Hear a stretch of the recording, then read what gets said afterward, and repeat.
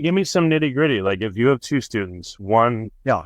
they can do whatever they want when they're home with technology all day, all night, Mhm. and another one that's very restricted. Literally, what will happen on a task? What do you notice them doing? So I noticed that probably within 1 or 2 minutes, the student who is using technology at home or has unfettered access to it has either resorted to some kind of behavioral distraction because they cannot handle the boredom of just needing to remain focused on this one task. They're either looking around the room or they're asking me questions that don't make sense to solving the problem, or they're trying to talk to a friend. Those are at an elementary school age or older. Those are kind of the primary defaults that we will go to avoid doing what's right in front of us. And, for some people, those strategies remain even as adults. My job is to try and help them unlearn those strategies so that they are able to focus on their work. But I just see people reach for the behavioral pacifier much, much faster. Whereas I think if you take some of the students at our school who,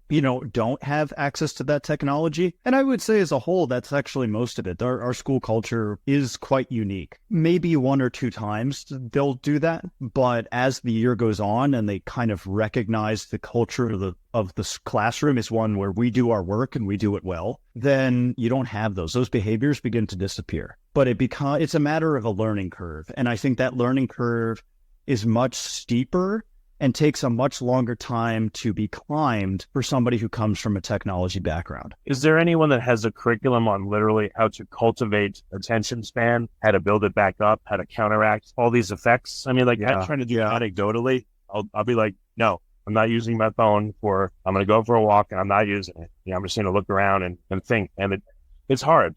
But oh my gosh, there's a curriculum for that. So there are really, this is something that I personally, this is when I talk about fragmented focus. This is what I'm trying to, I guess, develop for myself. Because I don't come from a scientific background, a lot of what I've been doing personally is taking the research from men who have done this work, men or women who have done this work. And I would say, I think the person who has best provided a practical and robust solution to these problems is a Harvard psychiatrist by the name of Dr. Kevin Majors. That's Majers.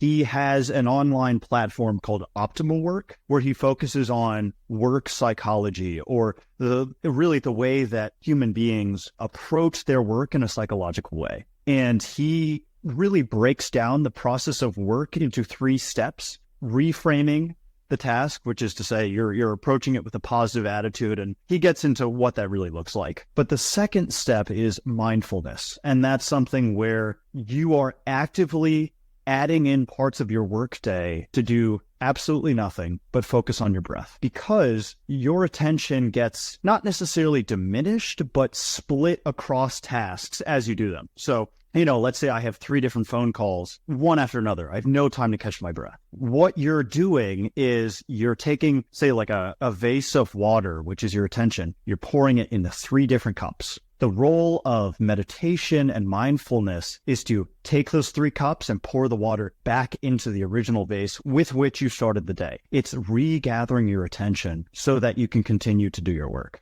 And in the long term, what I've seen in my students and most importantly, what I've seen in myself is a regained ability to maintain a focused level of attention at all points of the day. It takes practice. This is something that I honestly takes months and years to accomplish, and I don't think it's ever perfectly done. But for so many people, whether they're students or whether they're just adults in a tech-filled world, these are practices that can be adopted at any point.